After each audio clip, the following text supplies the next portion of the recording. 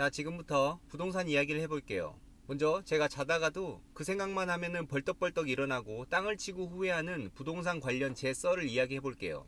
저는 판교에서 월세를 살고 있었어요. 뭐 월세 25만 원이었으니까 저에게 부자니 뭐니 그런 이야기는 하지 마세요. 전세로 살고 싶었는데 전세금을 마련하기 어려워가지고 보증금을 낮추기 위해서 반전세로 산 거예요. 근데 지난 2017년 6월에 집주인이 집을 내놓겠다고 하더라고요. 얼마에 내놨는지 이야기도 안 해주고 뭐 내가 살 능력이 없다고 생각했겠지. 집을 좀 보여달라고 하길래 한번 보여줬더니 그날로 집이 나갔어요. 알아보니까 6억 8천에 팔렸고 지금 그 집이 12억이에요. 아우 뭐 이렇게 부동산이 미친듯 올라가니까 사람들 반응이 두 가지죠. 더 올라갈 거다. 그러니까 지금이라도 집을 사야 한다. 아니다. 잠시 미친 거니까 곧 내려갈 거다. 조금만 더 버티자. 무주택자를 위한 정책이 펼쳐질 거고 펼쳐지고 있고 그러면 나도 집을 마련할 수 있다. 근데 더 올라갈 거라고 하는 사람은 누구겠어요? 집을 가진 사람이에요. 난 최소한 하나는 갖고 있으니까 내 자산이 올라가야 좋죠. 내려갈 거다 라고 하는 사람은 집이 없는 무주택자들이에요. 근데 이 무주택자를 위한 정책을 많이 펼치고 있는 현 정부는 사실 이쪽이나 저쪽이나 좋은 평가를 받고 있지 못하고 있어요. 이유는 나한테 와닿지 않으니까. 먼저 무주택자들의 입장에서는 913이 독이에요. 913 대책은 돈이 없으면 집을 사지 말라. 아, 주어가 빠졌네요. 다주택으로 돈을 버는 투기꾼들아. 이건데 돈이 없는 사람이 다주택자인가요? 대출을 줘여가지고 집 사는 걸 막는데 왜 전체를 막아버리냐고.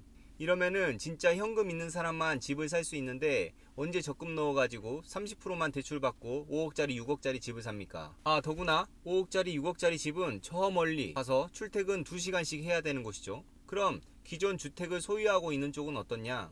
그쪽도 집값이 떨어지고 있으니까 현 정부를 싫어해요. 서울 집값의 파라미터라고 하는 음마아파트 913 대책 이후로 4개월 만에 3억이 떨어졌어요. 잠실 리센츠 엘스 트리지움 3억 이상 하락했죠. 아니 이거는 그동안 오른 게 얼만데 이건 단기 급등했던 가격이 하락한 거다. 아 아니다. 급매 물건이다. 아 아니다. 가족 간 거래다. 하는데 어쨌든 뭐 실거래가예요. 그럼 지금 사야 할까 말아야 할까 대해서 이야기해 볼게요. 제가 하는 이야기는 지방을 이야기하는 게 아니에요. 수도권만 말하는 겁니다. 부동산 업자가 이야기하는데 서울 밖은 대한민국이 아니라고 하더라고요. 그럼 나는 어디 사는 거지? 먼저 2019년 악재에 대해서 알아볼게요. 제일 먼저 헬리오시티 9,510세대 대단지 입주 시작하죠. 4월이면은 입주가 마무리될 거예요. 입주 물량이 많다고 단순히 집값이 떨어지는 건 아니죠. 가장 큰 문제는 전세가예요. 9,510세대에서 10세대? 10세. 실입주 빼고 전세 내놓는 사람이 얼마나 될까요? 전세가가 6억 깨진 지는 오래됐고 5억도 깨지고 4억도 깨질 거래요. 그러면은 만약에 지금 6억의 전세 입주자를 구했다고 하더라도 2년 후에 4억이 될 것 같으니까 2억은 현찰로 준비해 놔야지 하는 그런 현명한 집주인이 있을까요? 덩달아서 잠실 전세가도 떨어지고 있어요. 최근 1억 넘게 떨어졌고 엘스 전세가 7억 5천에서 하루 만에 5천만원 내린 7억의 전세가 나왔어요. 또 추가로 2월에만 강동 성북구 7,700세대가 입주하게 되어 있죠. 부동산은 절대 실수요로만은 올 수가 없습니다. 원칙이죠. 두 번째 이슈는 공시지가 현실화입니다. 지금 보통 10억짜리 아파트라고 하면은 5억에서 6억 정도로 공시지가가 평가되어 있어요. 공시지가는 국토부 장관이 조사 평가한 단위 면적당 가격이에요. 이걸 기준으로 양도세, 소득세, 증여세, 종부세 등 과세 기준이 되는 거죠. 그러면은 공시지가가 현실화되는 건 뭐다? 세금을 올리겠다는 거예요.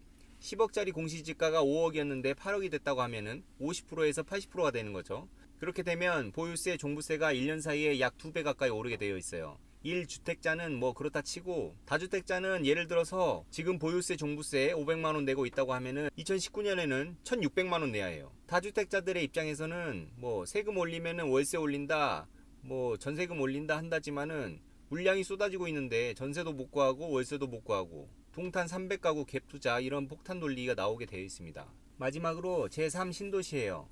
계속 공급 이야기하고 있는데 이미 발표된 게 남양주, 하남, 과천, 인천 계양 해가지고 12만호. 아까 파라미터가 어디라고 했죠? 음마아파트.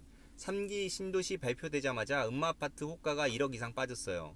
사람들 심리가 이제 나도 청약할 수 있겠다 생각할 테고 부동산은 심리라고 했죠. 근데 원래 정부가 발표한 3기 신도시 계획이 20만 호예요.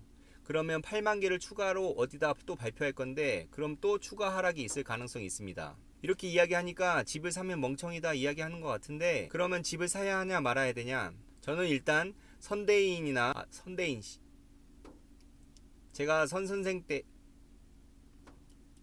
제가 선 선생에 대한 강한 믿음으로 집을 안 산 사람 중에 하나입니다. 근데 제 결론은 내 집 하나는 가짜. 2년 만에 재계약하고 집 알아보고 이삿짐 센터 가구 새로 맞추고 부동산 중개업자가 수수료를 많이 받니 적게 받니 집에 하자가 있니 없니 그리고 주변에 집 산 사람 누구 집값이 얼마나 올랐네 누구 집값이 올라가지고 어쨌네 뭘 했다더라 나는 뭘 했을까 나는 그 돈 모으려면 얼마나 걸릴까 혼자 계산기 두드려보고 상대적 박탈감에 우울증도 생기고 난리도 아니죠. 그래서 작년 한 해 부동산을 가장 많이 취득 나이대가 30대래요 이제 그만하자 스트레스 그만 받고 싶다 뭐 이런 생각이겠죠. 아니 집값 떨어진다는데 사라고? 투기는 하지 말고 내가 살 집은 사자는 거죠.